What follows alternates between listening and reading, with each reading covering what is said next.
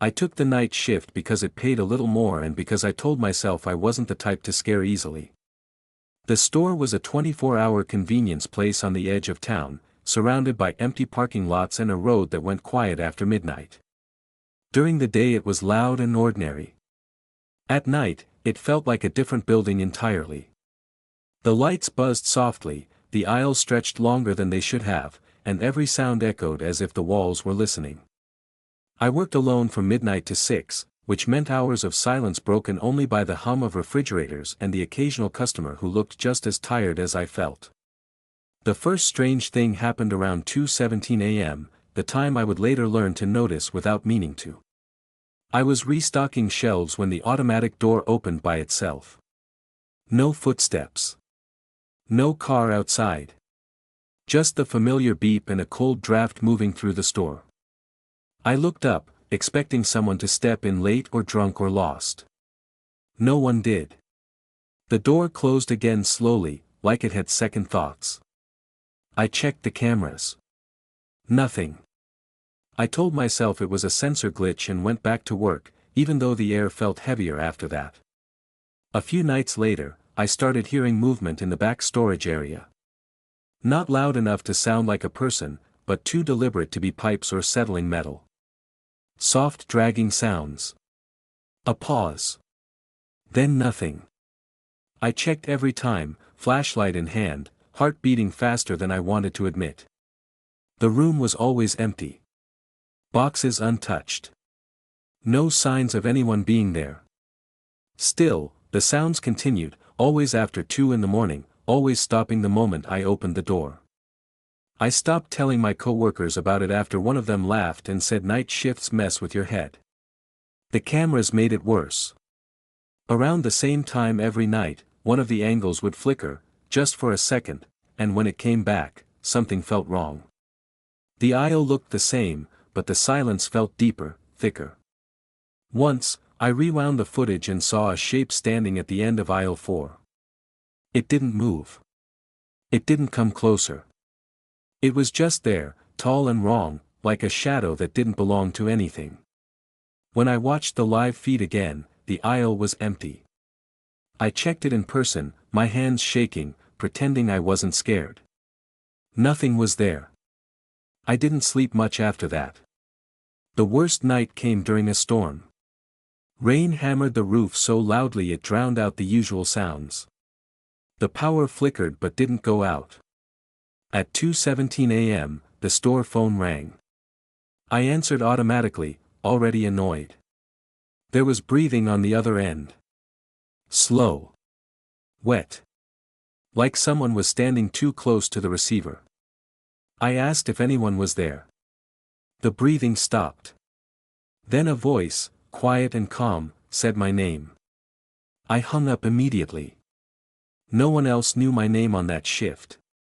I checked the call log. No incoming calls. When my shift finally ended, the sun felt unreal. I quit 2 days later, blaming stress, bad sleep, anything normal. The manager didn't argue. He just nodded and said night shifts weren't for everyone. Months later, I ran into a former coworker who mentioned the store had stopped being 24-hour. Too many people quit. Too many complaints about sounds, shadows, and phone calls that didn't exist. Sometimes, when I can't sleep, I still check the time without meaning to. And when I see 2:17 a.m., I don't move. I just listen, hoping I'm not working there anymore, and that whatever stayed behind never followed me home. I thought quitting would end it. That once I stopped walking through those automatic doors at midnight, whatever had been happening would stay there, trapped in fluorescent light and empty aisles. For a while, it almost worked. My sleep improved. The constant tension in my chest faded. I told myself fear had been nothing more than exhaustion mixed with isolation. Night shifts do that to people. That's what everyone says. Then the small things started. I began waking up at the same time every night.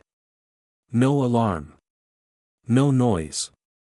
Just my eyes opening, heart already racing. The clock on my phone always showed 2:17 a.m. I tried turning it face down. I tried sleeping with music on. It didn't matter. My body knew. Some nights I lay completely still, listening, convinced that if I moved, I would hear something I wasn't ready for.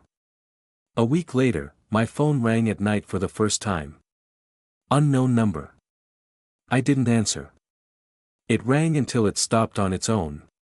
When I checked the call log in the morning, there was nothing there. No missed call. No record. That's when I felt the first real wave of panic. The kind that doesn't spike suddenly, but settles in slowly and refuses to leave. I started noticing shadows again, not obvious ones, not things you could point to and prove. Just movement where there shouldn't be any. A darker shape at the end of a hallway. A reflection in a window that lingered a second too long after I passed. Once, in the bathroom mirror, I could have sworn someone was standing behind me. When I turned around, there was nothing. When I looked back at the mirror, my reflection was smiling slightly, even though I wasn't. The final confirmation came when I ran into my old manager at a gas station late one evening. We exchanged polite words. Then he hesitated, like he wanted to say something but wasn't sure how. Finally, he asked if I ever heard the phone ring at night. I didn't answer immediately. He nodded like that was answer enough. He said the building used to be something else years ago. Not a store. Something quieter. Something that required people to be awake when others slept. He didn't explain further. He didn't need to. I moved shortly after that. New apartment. New routine. I avoid 24-hour places now. I avoid empty stores, late-night elevators, anything that hums too softly when it should be silent. Most nights are fine. Normal. Quiet. But sometimes, when the world slows down and everything feels just a little too still, I hear a familiar sound, the soft electronic beep of automatic doors opening. And I don't look at the time anymore.